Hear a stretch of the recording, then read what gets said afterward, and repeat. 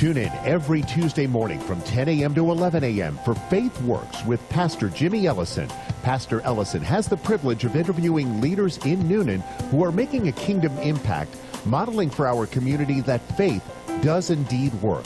So don't miss an episode of Faith Works with Pastor Jimmy Ellison, Tuesday, 10 a.m. to 11 a.m., only on WQEE 99.1 FM, The Key. Hey, I'm Jimmy Ellison. I'm the pastor here at Newnan City Church. I want to thank you. You'll find as you walk through that we focus on three areas primarily. One is worship, small groups, and local missions. And our purpose is transforming lives for Jesus' sake, helping individuals experience that transformation.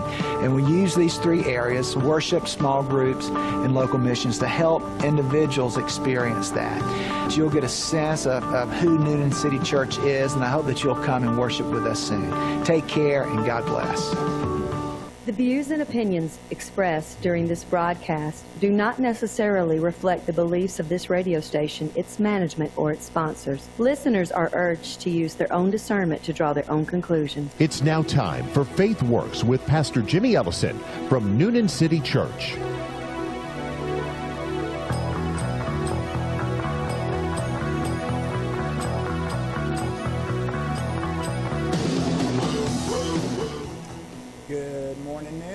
Jimmy Ellison, and you are listening to Faith Works, where each week we have conversations with leaders in our community demonstrating that faith does indeed work. And I'm thrilled today to have my good buddy Hank Arnold back on the show. Hank, welcome.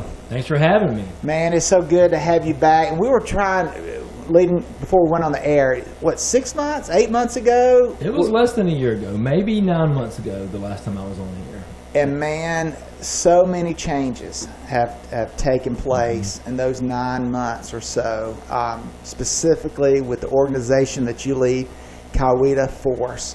And so today, what we want to do is we want to just hear a little, catch us up to speed with just your life, your family, you and Shelly and the kids, and then just let's jump right into Coweta Force and what's going on. First of all, your family doing well, I hope? Family's doing well. My wife and my oldest daughter are headed to Haiti on Friday. Fantastic. With a mission trip with our church, Community Christian, over in Sharpsburg. Excellent.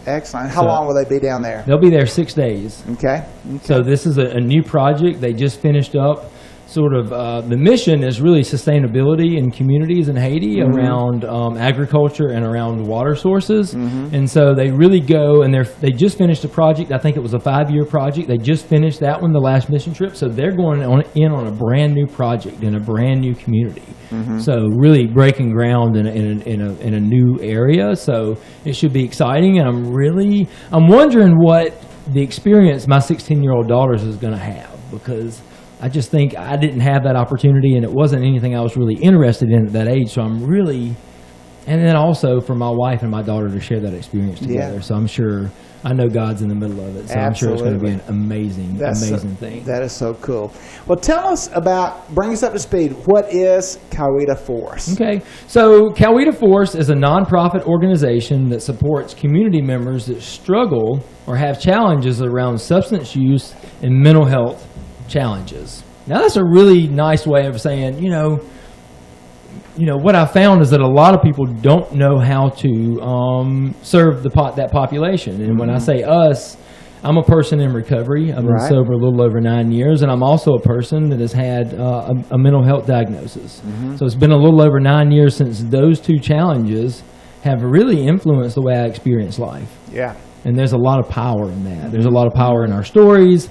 And there's still a lot of stigma around that. And so what we want to do as an organization, as a nonprofit organization, is support people in their processes as well as their family members, and provide general overall education for our community as well, because not only do we need to serve the individuals that need recovery support services, but we also need to know how to do that and how to do that effectively as a community. When you say mental health, you guys cover everything. I mean, because that's such a huge topic. It is. So you're thinking everything from depression to schizophrenia. I mean, so the whole 9 yards with mental illness. So mental illness. Because I'm in the school of thought, I think all of us have some level. Sure, of mental sure, illness at some sure. level, you know. Sure. And a lot of it for us is that we don't, you know, as a country, we have a great acute care response to addiction and mental health challenges, Right. which means that if I'm suicidal, I can find services pretty quick. Yeah. If I'm actively using, I can find services pretty quick. And that may be institution. It generally is an institution or a correctional setting, but however, it still costs about $50,000 to house an inmate a year.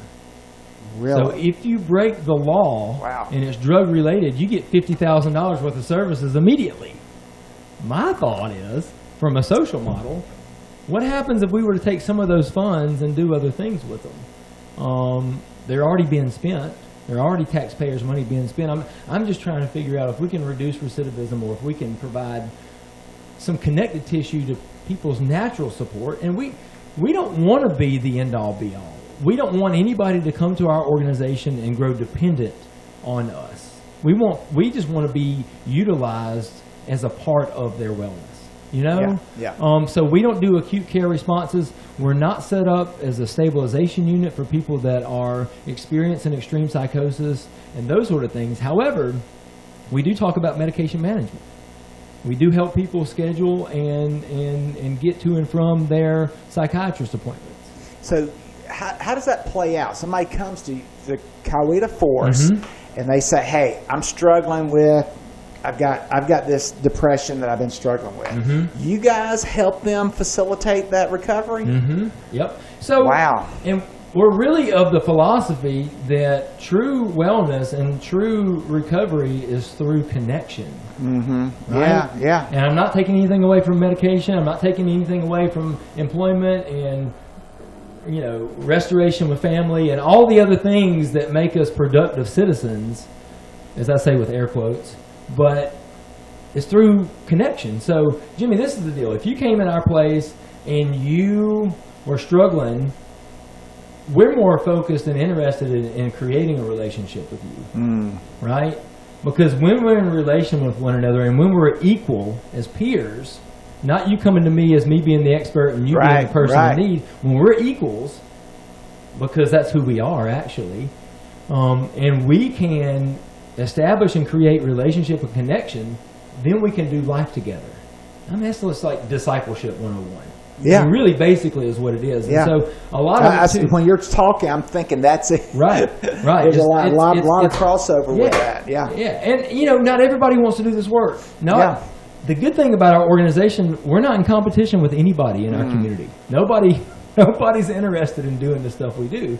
However, for me and my own personal recovery, had it not been for the men that were in my life early on in my process, there's no way I'd be here. Yeah. There's no way I'd be here.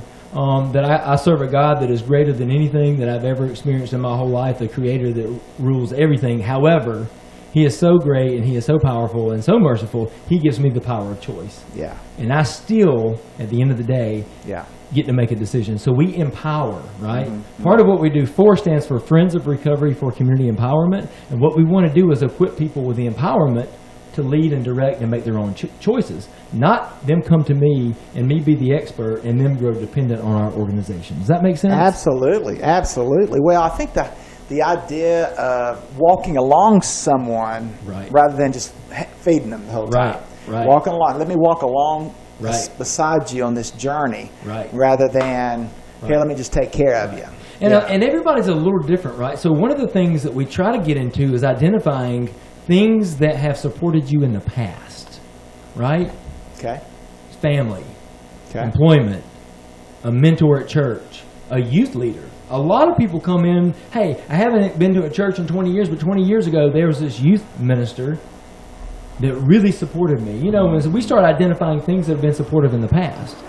And so a lot of this we build on strengths. We do asset, we come from an asset-based, Absolutely. a strength-based, and not to say that we don't have problems and things that we need to look at. And Explain asset base. Yeah. Because so we're building on strengths. Yeah. You know, we're building on Like the natural. every person has an asset That's to bring right. to the table. That's right. We're building on recovery capital. That's sort of what we look like. And what do you have in your bank? that can support you. There Whether you go. you use it or not, a lot of That's times good. we're just making I a like that. list of what are the supports that you have, whether you use them or not. And you could say the YMCA. Hey, there's health and wellness there. You know, church, my family, my wife, my kids. I mean, there's a, you know, and different people, depending upon their personal experience, have different things that they bring to the table, and they have different supports. And some people, like myself, when I got into recovery, there were a lot of those natural supports that people have within family members and community that I no longer had that support based on the decisions that I made, and they didn't know how to support me. They were at the end of their rope. And a lot of people that are actively using, and you know, one of the things that I see with family members that are supporting somebody in addiction, they take it really personal that why am I not good enough? Why is my love not enough for this individual? Why are you sacrificing the well-being of your family? Why are you sacrificing your career? Why are you sacrificing your relationship with God? And it's not to say that there's not part of that that's true, but at the end of the day, there's some other stuff that's going on within the biology of the brain and the chemical makeup of the body. You know, and it doesn't excuse it or make it right, but it does lend some explanation to why What's going that on? primitive brain is it's really bypassing the prefrontal cortex, which is where the rational decisions are made. You know, and then if you couple that with an adolescent, because the prefrontal cortex isn't fully developed until around 26, 28 in an adult male. That's a recipe for disaster, Yes, sir. brother. Because there's no real weighing out consequences. Yeah. You know, and so it makes that population a little different and more challenging. But at the end of the day, what I know about recovery and wellness is that it doesn't happen in a vacuum, and it rarely happens by yourself. It usually happens in That's community with other people That's that right. get where you are. And it's a one day at a time process. Right. And we just want to That's a offer biblical, support. biblical theme with that as well. Absolutely. So tell me, so you guys, when did you move into your space? So we moved in. We signed a lease on our new space at the corner of East Washington and Field Street, to be exact, 48 East Washington Street.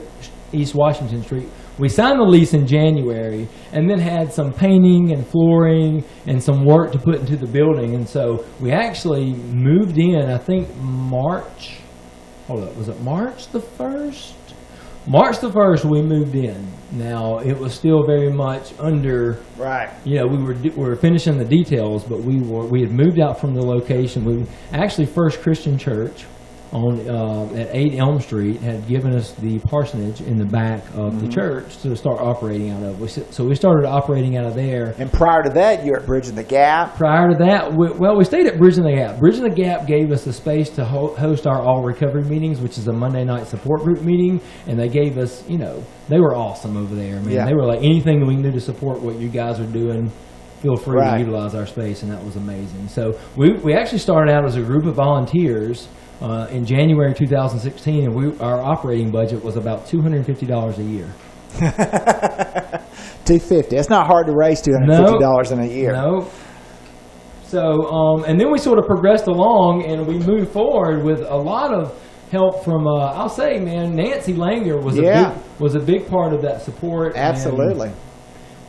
she came in as the secretary and really did the work of helping us and guiding us through the process of getting our LLC. Yeah. And that was in November of 2017, Yeah. I believe. And then March of 2018, we moved forward and filed our 501c3 paperwork, which made us eligible to apply for grants. So 2 months after we became 501c3, which is federal tax ID, 2 months after that, we got our first grant. Which is unheard of. Of $25,000. Yeah, which is unheard Yeah, of. that doesn't happen in the nonprofit world Right. at all. Right. At all.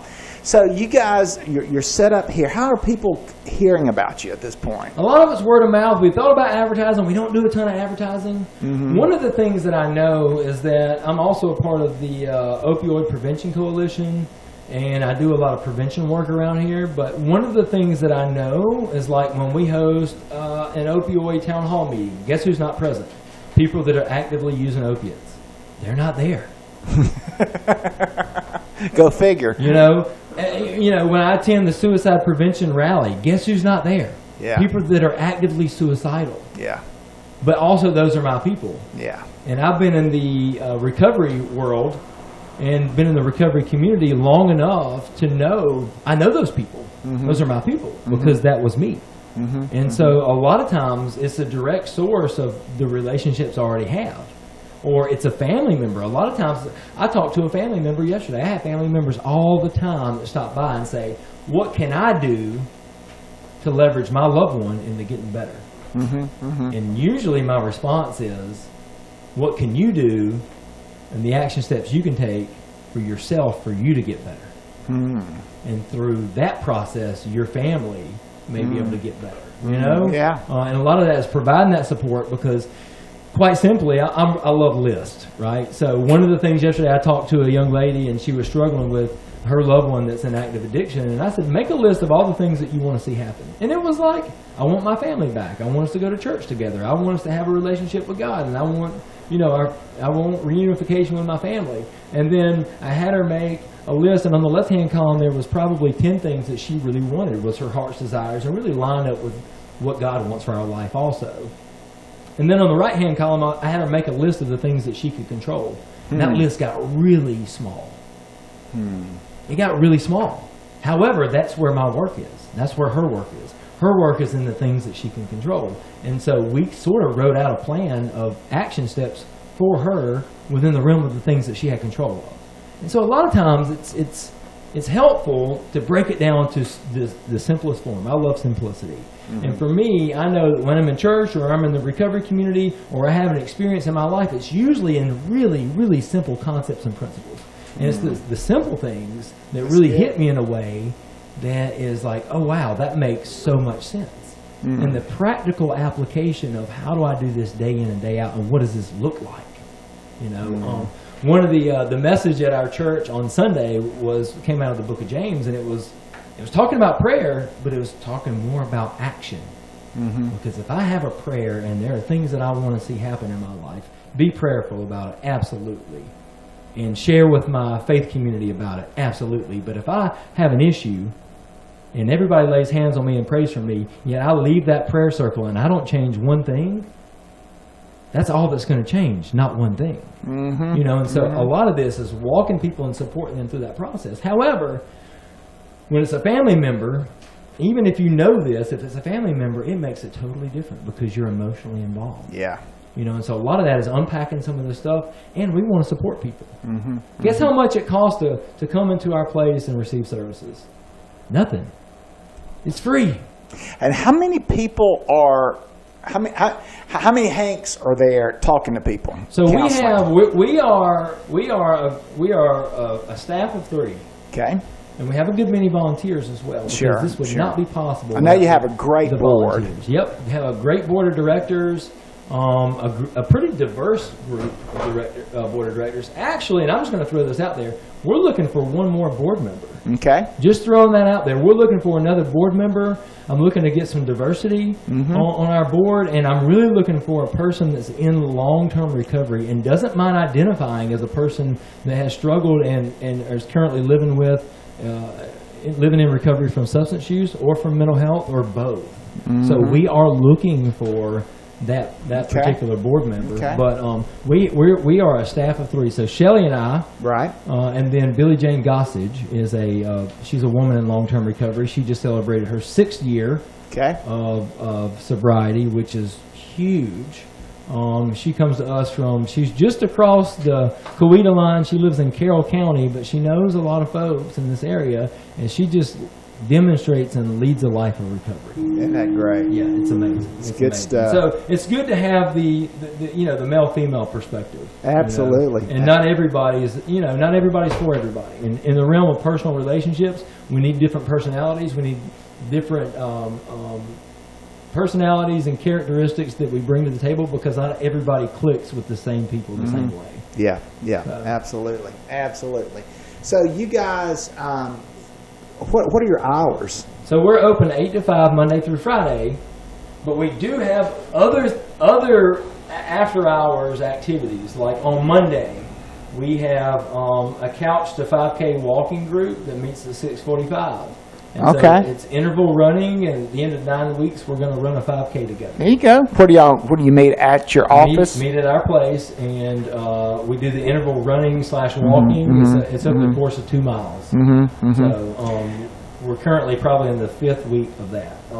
And then also on Monday, we have yoga at 9 a.m., yoga in recovery. So we have another female, a volunteer, that is a yoga instructor and is a person in recovery, but she comes every Monday and instructs yoga for free.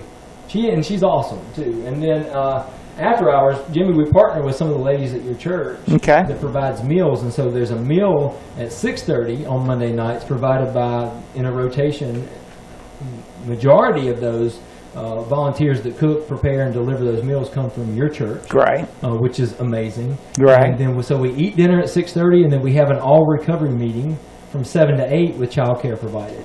So generally, we'll have 45 adults and maybe 13 kids on Monday night. Yesterday, it was a little bit lower just because it was a holiday. Absolutely. But even on Christmas, we're still open. You know, That's what right. I found is that even on the holidays, the people that show up are the people that really need that support Absolutely. during those days. And what So- a gift it is to them to have a place. Right.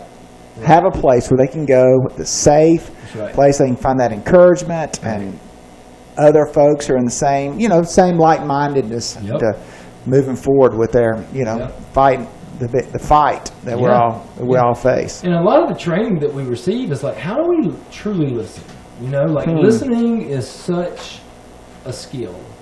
And it wasn't until I got into, you think the majority of, when you're having a face-to-face conversation with individuals, the majority of what the person receiving the information picks up on is your nonverbals. Most of what they hear is your facial expression, your gestures and movements. They hear, obviously, there's the vocal conversation piece of it, but the majority of what people hear is not the voice.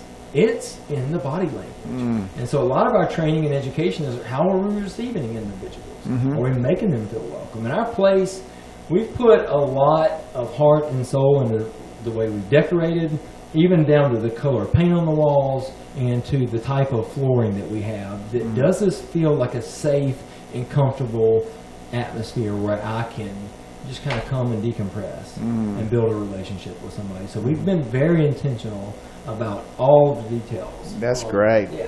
One of the pieces, so we're open 8 to 5 Monday through Friday, and on most days we have some sort of event or activity that takes place, but you don't have to have an event or activity. We have people that show up with their sponsors and do like step work. We have people that show up with their mentors and do work. We have people that show up and just need a place to hang out. We have computers that were those funds were donated by our Rotary Club. Okay.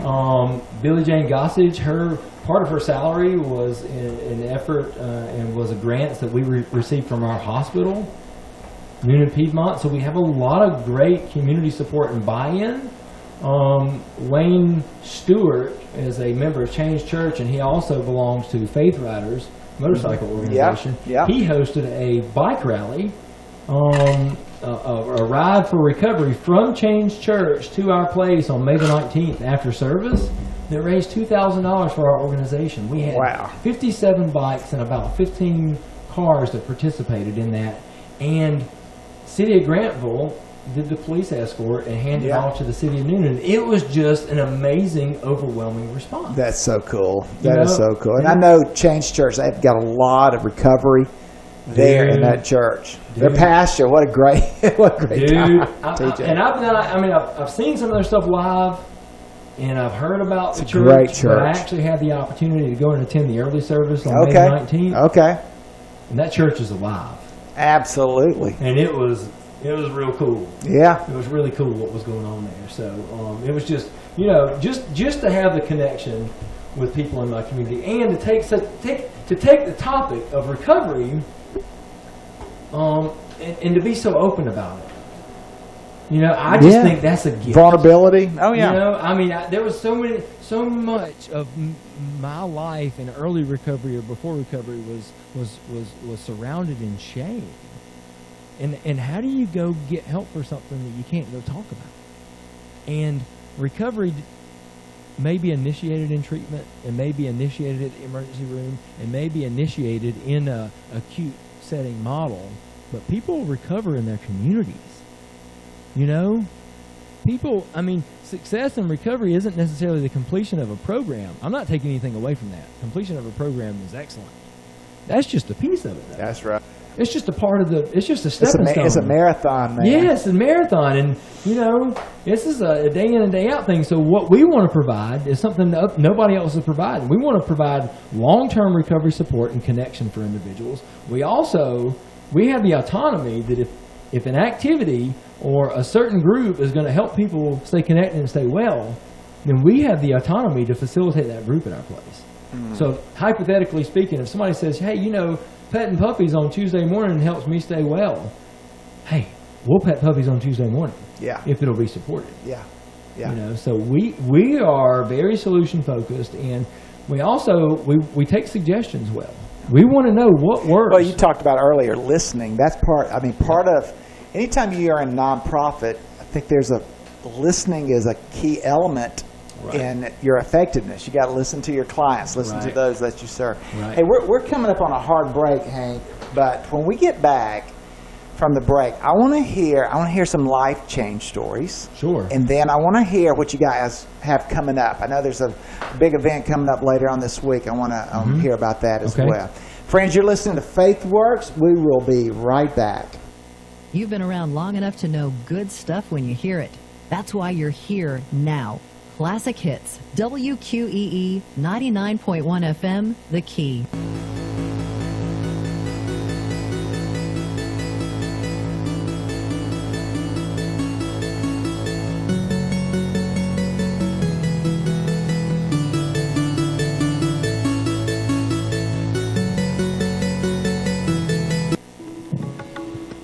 Join us here, live from Noonan, Georgia, as we present the Health, Happiness, and Harmony Hour, every Wednesday from 10 to 11. I'm your host, Dr. Lewis Boynton. Please join us each week as we have new guests and talk about topics related to the psychological world.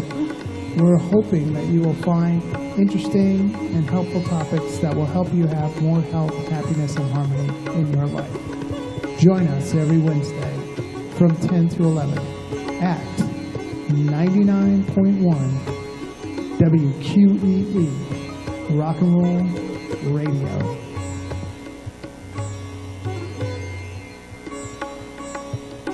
Ever dreamed of being a radio DJ or hosting your own show? Now here's your chance. WQEE 99 Rock the Key is giving you an opportunity to host your own show. If you'd like to get your advertising message across the thousands of listeners throughout the area, here's your chance. Hosting your own show is the way to do it. Perfect for attorneys, realtors, churches, sports talk shows, and more. Contact 678-673-6318 for further information. Host your own show.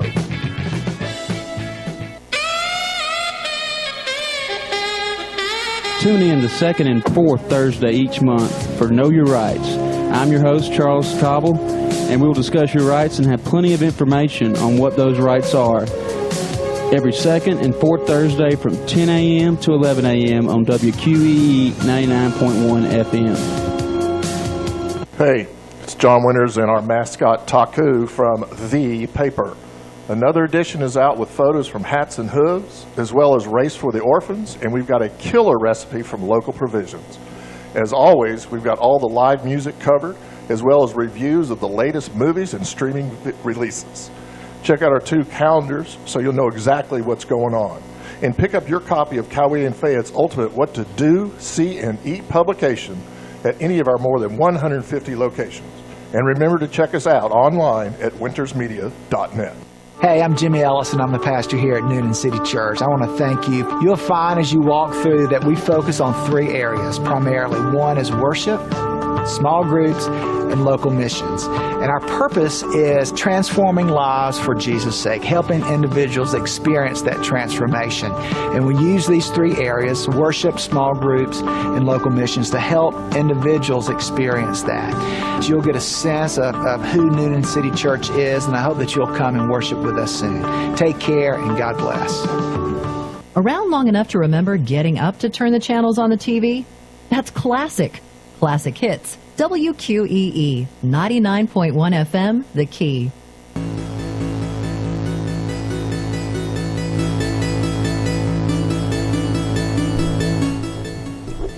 Welcome back to Faith Works. This is Jimmy Ellison. We are talking to Hank Arnold, who is the Executive Director of Coweta Force, which is an organization here in Coweta County that serves those that are fighting levels of addiction as well as mental illness. And truly, I mean, Hank, I'm sitting here thinking, you guys have really been on the ground in a big way, like in the last year. Mm-hmm. All that has happened. It's been less than a year. Yeah.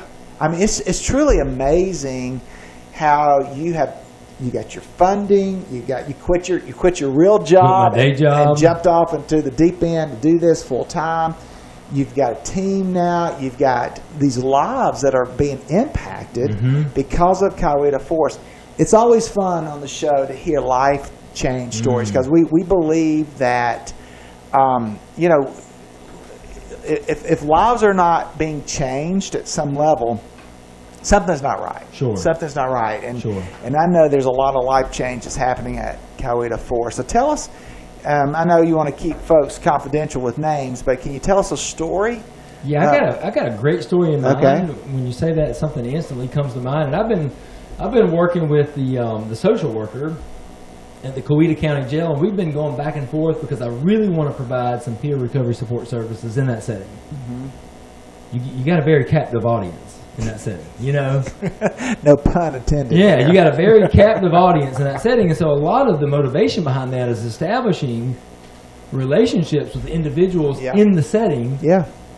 And then that way we can really be ready to receive those individuals, because what I do know, because I'm a returned citizen, which means that, hey, incarceration is a part of my background.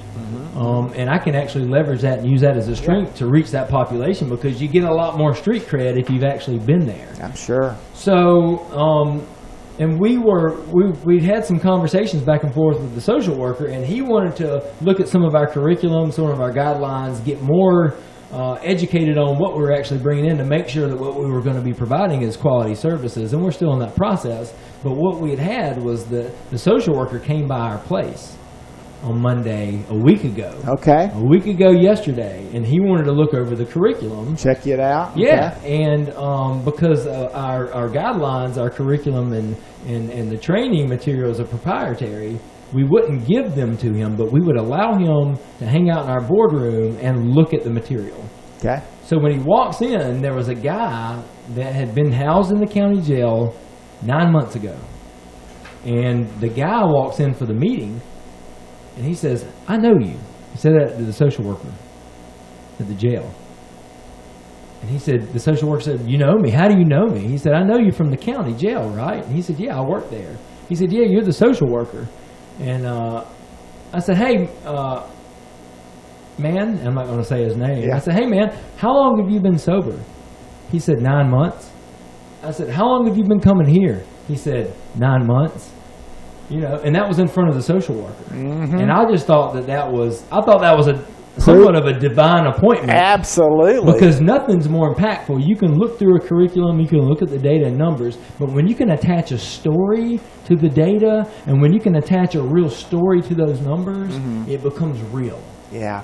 Well, let's just say this person is named as John. John, how did he hear about Coweta Force? He heard about Coweta Force. He is currently in a program that is really big on accountability, and I partner with that program. Okay. Just to make them aware of the services that we could potentially offer the people they serve. And how long has he been out of jail? 9 months. So he got out of jail, and he partnered somehow, got involved with some organization that is connected to Coweta Force. Right. So he started coming to Coweta Force. Is he employed? Yeah, he's employed. He shows up on Monday. Man, this is a great success story, man. Yeah. He's talking about reunification with his life, and some of the things that he talks about is that he had been doing the life so long, he just didn't think that it was possible at this stage in his life to do anything different. And so that's a really cool thing. One of the other pieces too that we partner with, we can partner with anybody. I mean, there's not one organization that we can't partner with. So a big piece of what we do is we do partnerships too. And so through the organization that he is affiliated with, and it's more of during business hours, but we have the freedom to do stuff there's a part of where he's at in the program that he's in that their job and their sort of support stops. And then from there, they really teach him the skills, but the implementation piece is on him. And so we can kind of pick up on the boots on the ground, the implementation, practical aspect of the principles of recovery, and we can walk with him through that. Another one is a young lady who, so one of our original volunteers, her name is Amanda Young. She now works for the Department of Family and Children Services here in Coweta County. But even when she was in school, she was getting her degree in criminology from University of West Georgia. And so now she works for the Department of Family and Children Services, and oftentimes she will give our information. So she gave this young lady, had come to her actively using, had a Department of Family and Children Services case plan, had 3 kids that were removed from her custody, and she showed up to our support group meeting before we actually were established in our own building over at Bridging the Gap, and she was just at a level of surrender. Yeah. And she said, I don't care what it takes, I'll do whatever it takes, and we just loved on her. Provided her with resources, provided her with phone numbers and provided her with a place that was safe for her to come and work out the details of next steps. And 6 months after that, she was reunited with her kids, and so it started the slow transitioning them back. She is now fully gained full-time employment. She is back with her kids. She's involved at Celebrate Recovery out at Sunrise Church, and she also still attends the All Recovery meeting, and she's had restoration. In about 14 months. And she's had the support to do that. I mentioned all of these other organizations like Celebrate Recovery and Sunrise, and even Noonan City Church and Bridging the Gap, and all these organizations. We partner with these organizations just to be a part of the process, because we're not confused. We know we're just a small link in the chain, and we don't want to be the whole thing. Man, that collaboration is such a big word in nonprofit, and that the idea of what you just articulated, that here's our sliver. Yep. Here's the plan, large space, but we have a sliver in this plan, and each of these organizations, they each do their, And man, what an impact! Gosh, that is so good, Hank, to hear these stories. I mean, that's real, and again, I want to remind the listeners, we're talking 9 months in. We're not talking. Right. I mean, you've been in your facility for 4 months. So let me give you some numbers too. In June of 2018, we served 80 people. Okay. In April of 2019, we served 721 individuals. Unbelievable. 721 people. And people say, oh man, there's 721 people that are in crisis, or 721 people that are not necessarily. A large part of the individuals that show up are people that are living a life of recovery and are engaging in our support services as a resource. They become part of the solution for others. That's right. And it creates an atmosphere that when newer folks come in and see folks that have been sober 5, 10, 90 days or however long, it provides them a hope shot, and it provides them a network, a pro-social network of individuals that can influence their life in a positive way. That's so good. That is so good, It's a big deal. Absolutely. Absolutely. And let me just say this. We have a very active Facebook page. Our Facebook page is Coweta Force, and we have a very up-to-date and active website, which is cowetaforce.org. And we can facilitate. As a matter of fact, at 2 o'clock, I am meeting with one of our first responders that works with the Coweta Cares program, and they partner with Pathways to try to head off crisis. And I try to meet with our community leaders and our organizations, and just that partnership with law enforcement, first responders, political. I mean, man, you know, if we're not engaged politically, if we're not voting, Yeah. we're leaving those choices up to someone else. And so I want to be able to advocate and influence Absolutely. what helps us get and stay well, Absolutely. you know, and advocate for wellness. I'm really excited to have the opportunity. There are a lot of things, man, and coming from an asset-based, a strength-based approach, there were a lot of characteristics that I developed and that were always kind of there, but other people encouraged me and helped me develop those skills that have really allowed me to take on this role of director of this recovery community organization, which is a really cool thing. And doing things like this is very intimidating. Being on the radio, intimidating.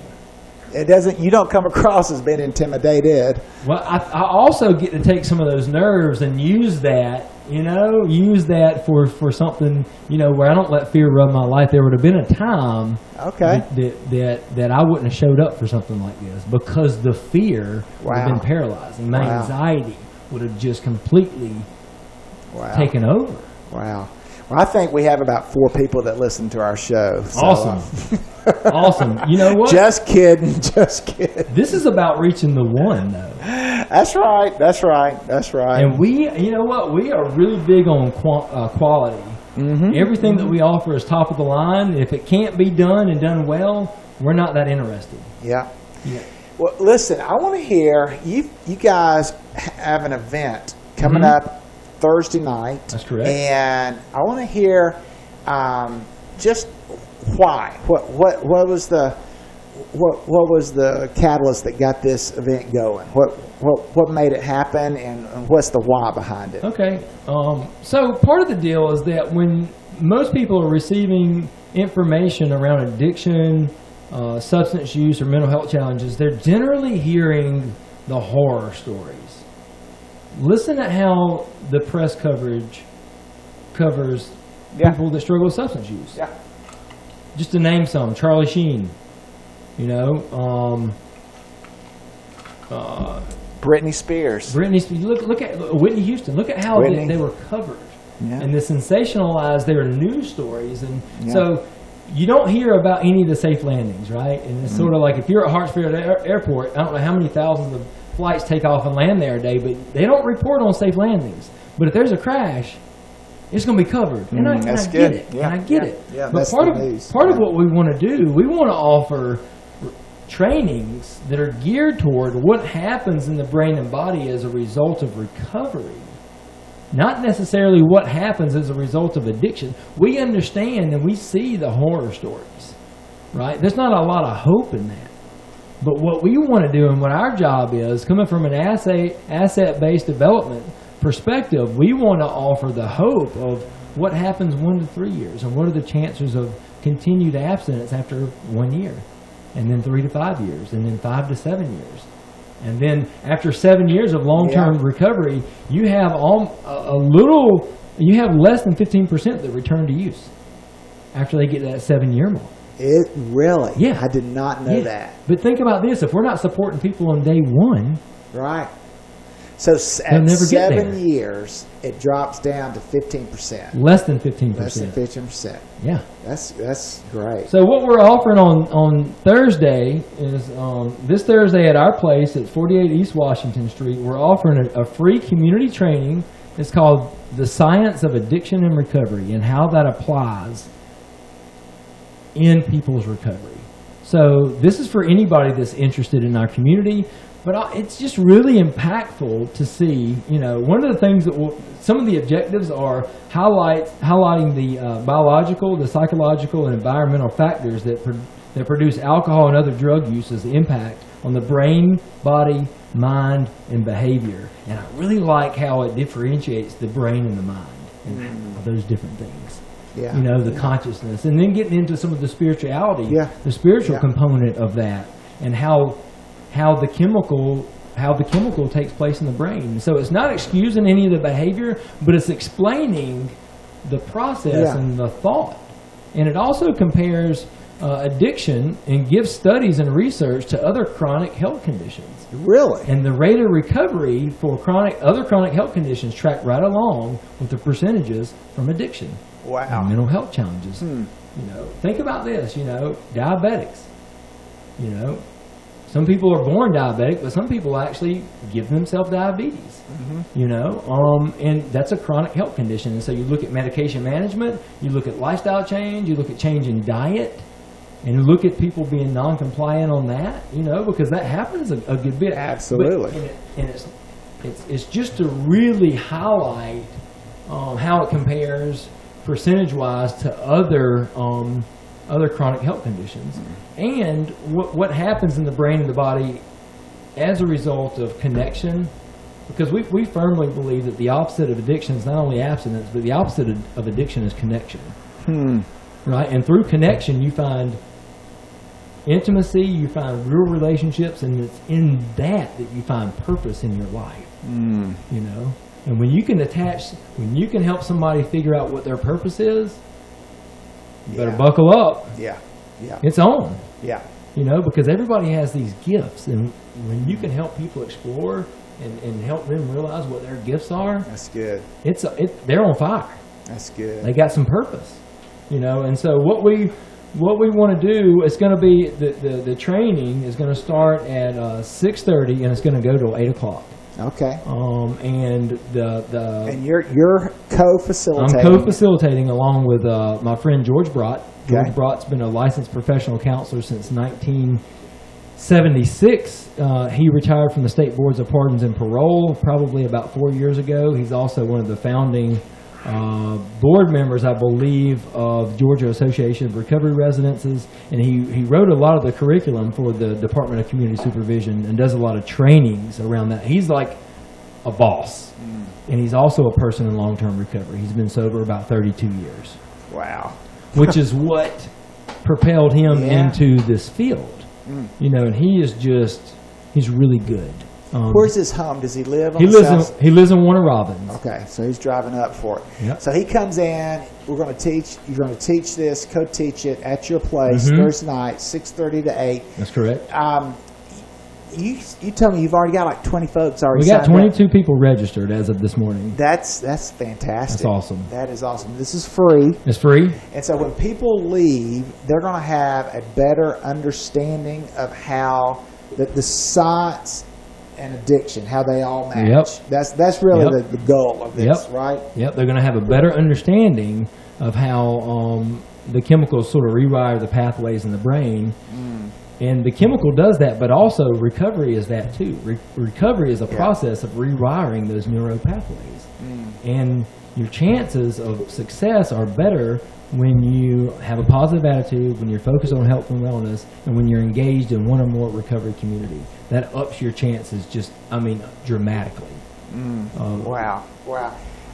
Listen, we only have 3 minutes. I'm going to throw you a hand grenade real quick. Okay, bring it. What are your thoughts on the legalization of marijuana That is a hand grenade. as it pertains to? I mean, I think of Colorado now. They just had the 2 school shootings.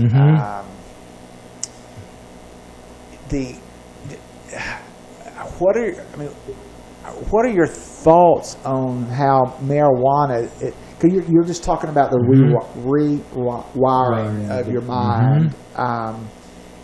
Does marijuana does that rewire? Is that drug a drug that will rewire, in your opinion?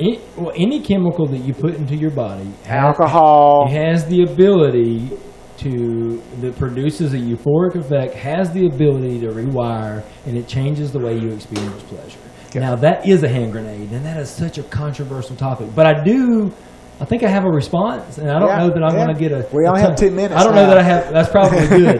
So part of it is that, and you reference the shootings, but I also know other states that have school shootings that don't have legalization of marijuana. All right. So I don't know that those two are necessarily correlated. But I will look at this as the way that Colorado and Washington has gone about legalizing that plant. They're traffic accidents have increased exponentially. Their homelessness population has increased exponentially. And people that aren't really a homeless population, people that come out with these hopes and these dreams of making it big in the farming industry. And so I think that looking at medicinal purposes, are there real medicinal purposes? If you see a suffering child that is experiencing extreme pain and there is relief through that drug, Absolutely. and I think a lot of it is what are going to be the guidelines on it? And how are we going to do that? And I think our work in our state is how are we going to do that? So I don't endorse nor oppose that. Okay. I also know that that was a part of the problem for me. Yeah. And I think it comes down to the individual, and what's right for the individual. And a lot of this is how are we going to be regulating this drug? Well, the next time we have you on the show, let's talk about this in depth, because I'm interested in just hearing your thoughts, just because of your background, your knowledge of the industry and the impact, knowing it firsthand, and then dealing with people who come in with addiction. So, also, we do know this, that most people that struggle with addiction later in life did start using marijuana at an early age. The earlier you start using marijuana, the higher your chances are of being susceptible to addiction. So we do know that. And I have a ton of research, and I know we're out of time, so that'll be that's kind another of stuff topic for we'll jump another into. day. Hey, man, it's been so good having you today. Thanks for having me. And you'll be able to catch all of this. You can go to CalawayToForce.org to learn more about Hank. You can go to his Facebook, Callaway to Force on Facebook. Let me say this really fast. The